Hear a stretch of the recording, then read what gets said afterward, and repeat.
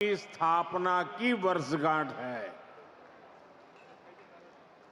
यह एक साल जन सेवा और जन विश्वास को समर्पित है। ये ओडिशा के करोड़ों मतदाताओं के विश्वास पर खरा उतरने के ईमानदार प्रयास का एक शानदार वर्ष है।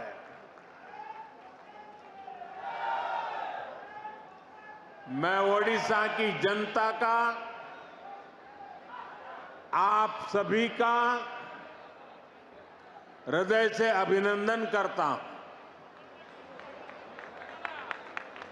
मैं मुख्यमंत्री श्रीमान मोहन मांझी जी और उनकी पूरी टीम को भी बहुत बहुत बधाई देता हूं। आप सभी ने प्रशंसनीय काम करके ओडिशा के विकास को नई गति दी है। साथियों, ओडिशा सिर्फ एक राज्य भर नहीं है, ये ओडिशा भारत की विरासत का दिव्य सितारा है।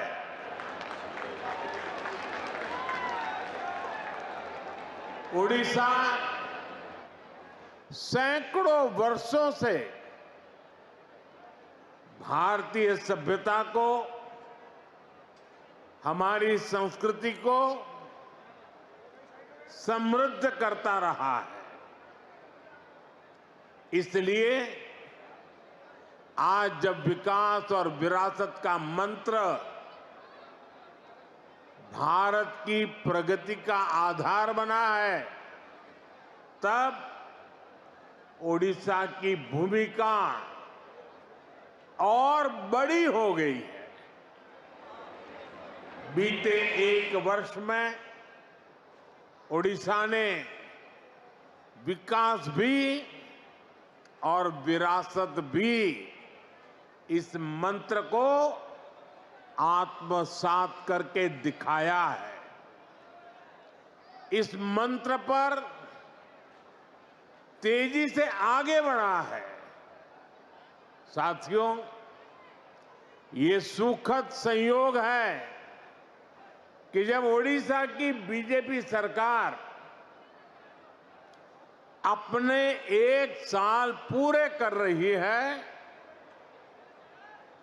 तब आप सभी भगवान जगन्नाथ जी की रथ यात्रा की तैयारियों में जुटे हैं। महाप्रभु हमारे लिए आराध्य भी है, प्रेरणा भी है, और महाप्रभु के आशीर्वाद से श्री मंदिर से जुड़े विषयों का समाधान भी हो गया है।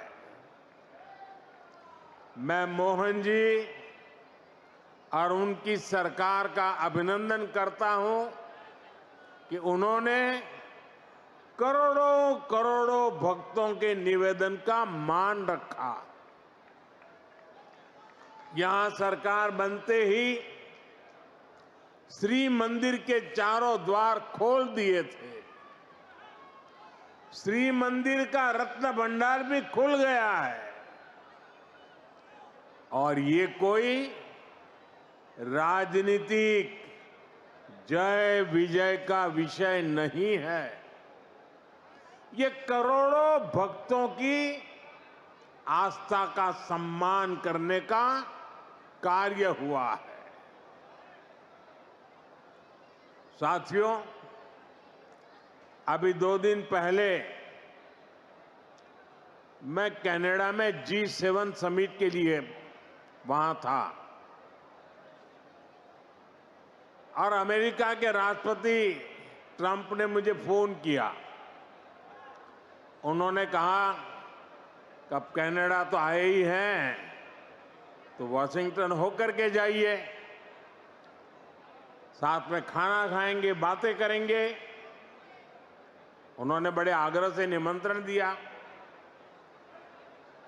मैंने अमेरिका के राष्ट्रपति को कहा कि आपका निमंत्रण के लिए धन्यवाद, मुझे तो महाप्रभु की धरती पर जाना बहुत जरूरी है।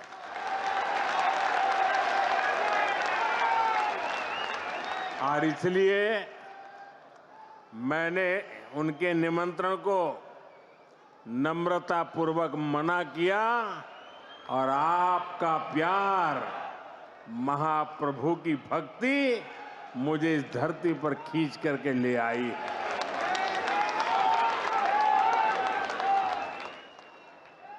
भाइयों बहनों, आजादी के बाद दशकों तक देश में लोगों ने कांग्रेस का मॉडल देखा। कांग्रेस के मॉडल में न सुशासन था और न ही लोगों का जीवन आसान था। विकास परियोजनाओं को अटकाना, लटकाना, भटकाना, घनघोर करप्शन, यही कांग्रेस के विकास मॉडल की पहचान थी। अब देश पिछले कुछ वर्षों से व्यापक तौर पर बीजेपी का विकास का मॉडल देख रहा है। बीते दशक में देश के कई राज्य ऐसे हैं जहां पहली बार भाजपा की सरकारें बनी है।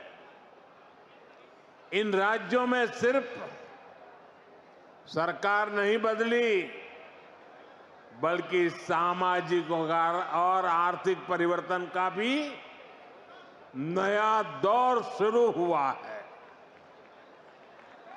मैं आपको पूर्वी भारत के ही उदाहरण देकर के समझाना चाहता हूं। मैं एक उदाहरण देता हूं असम का। असम में एक दशक पहले तक स्थितियां बहुत खराब थी। अस्थिरता, अलगाव, हिंसा, यही सब कुछ असम में नजर आता था। लेकिन आज असम विकास के नए रास्ते पर दौड़ रहा है। कई दशकों से जो उग्रवादी गतिविधियां चल रही थी, वो बंद हुई है। आज असम कई पैमानों में देश के दूसरे राज्यों से आगे निकल रहा है। इसी तरह दूसरा एक राज्य का मैं उल्लेख करूंगा, त्रिपुरा। त्रिपुरा में भी कई दशकों से वामपंथी शासन के बाद लोगों ने भाजपा को पहली बार अवसर दिया। त्रिपुरा भी विकास के हर पैमाने पर काफी पीछे चल रहा था। इंफ्रास्ट्रक्चर बेहाल था, सरकारी सिस्टम में लोगों की सुनवाई नहीं होती थी, हिंसा और भ्रष्टाचार से हर कोई परेशान था। और जब से भाजपा को सेवा करने का अवसर मिला, आज त्रिपुरा शांति और प्रगति की मिसाल बन रहा है। साथियों, हमारा ओडिशा भी दशकों से अनेक समस्याओं से जूझ रहा था। गरीब तक, किसान तक, उनका पूरा हक नहीं पहुंच पाता था। भ्रष्टाचार और लाल फीताशाही हावी थी। ओडिशा का इंफ्रास्ट्रक्चर बेहाल था। ओडिशा के अनेक क्षेत्र विकास में और पीछे छूटते जा रहे थे। ऐसी अनेक चुनौतियां ओडिशा का दुर्भाग्य बन गई थी। इन चुनौतियों के समाधान के लिए बीते 1 साल में भाजपा सरकार ने पूरी मजबूती के साथ काम किया है। साथियों, विकास का जो डबल इंजन यहां चला है, उसका फायदा भी दिख रहा है। आज भी यहां जो हजारों करोड़ रुपए के प्रोजेक्ट का शिलान्यास और लोकार्पण हुआ है, उसमें डबल इंजन की छाप है। ओडिशा में डबल इंजन ने यहां की जनता का डबल बेनिफिट किया है। मैं एक उदाहरण देता हूं। आप भी जानते हैं, लंबे समय तक ओडिशा के लाखों गरीब परिवार आयुष्मान योजना से बाहर थे। आज आयुष्मान भारत जन आरोग्य योजना और गोपबंधु जन आरोग्य योजना, दोनों इंजन यहां चल रहे हैं। इससे ओडिशा के करीब 3 करोड़ लोगों को मुफ्त इलाज का लाभ मिलना तय हुआ है।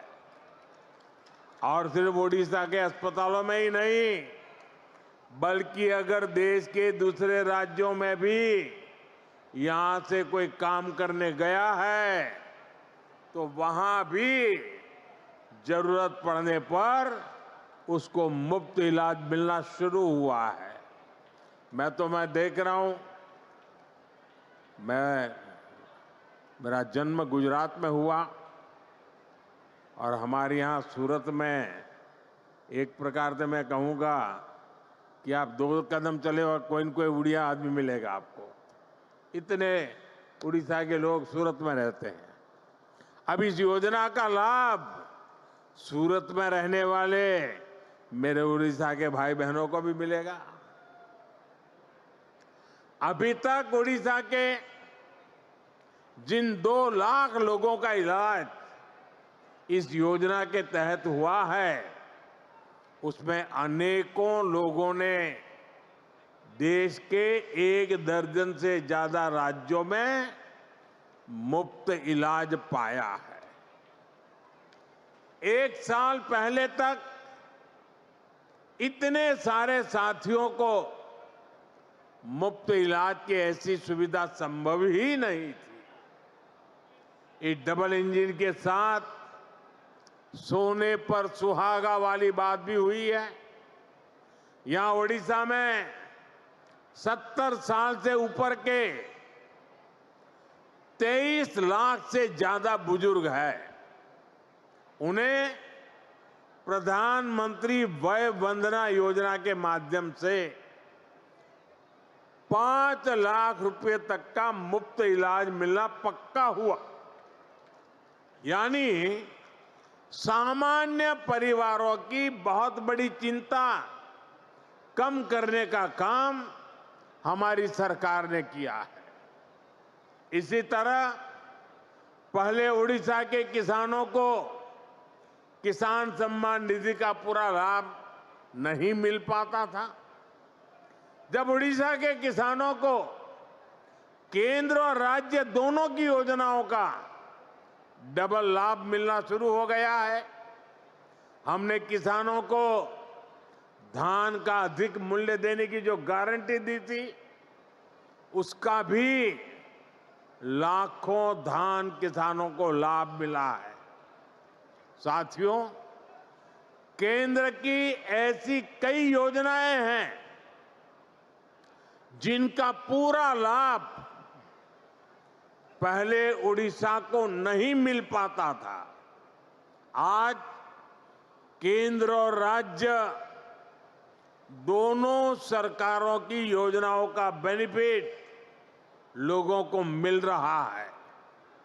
यही नहीं, चुनाव के दौरान जो भी गारंटियां माताओं, बहनों, किसानों और नौजवानों को हमने दी थी, उनको तेज गति से जमीन पर उतारा गया है।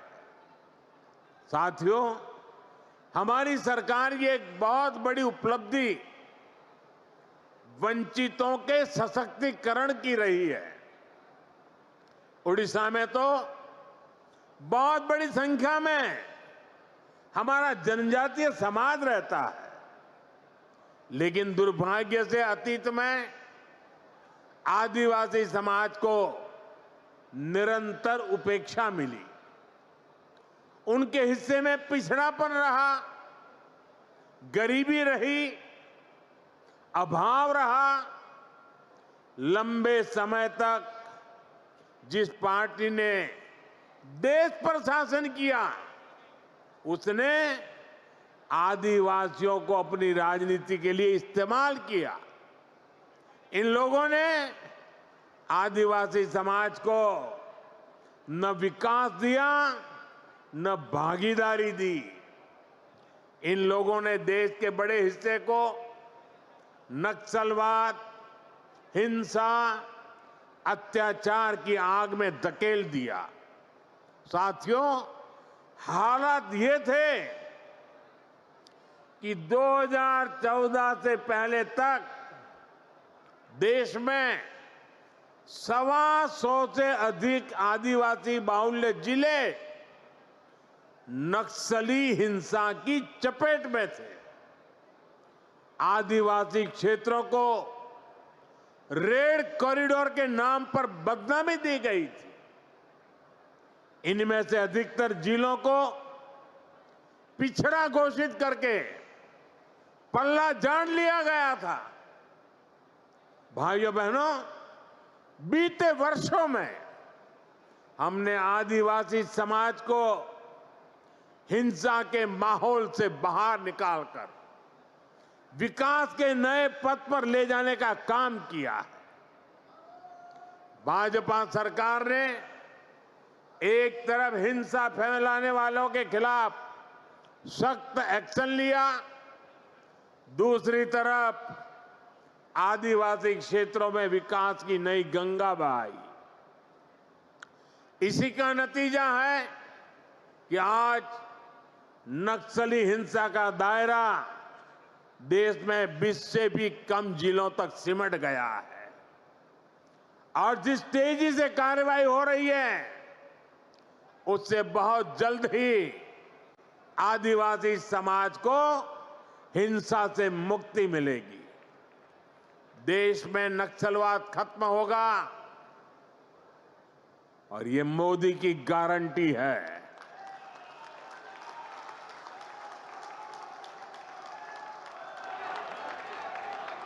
साथियों,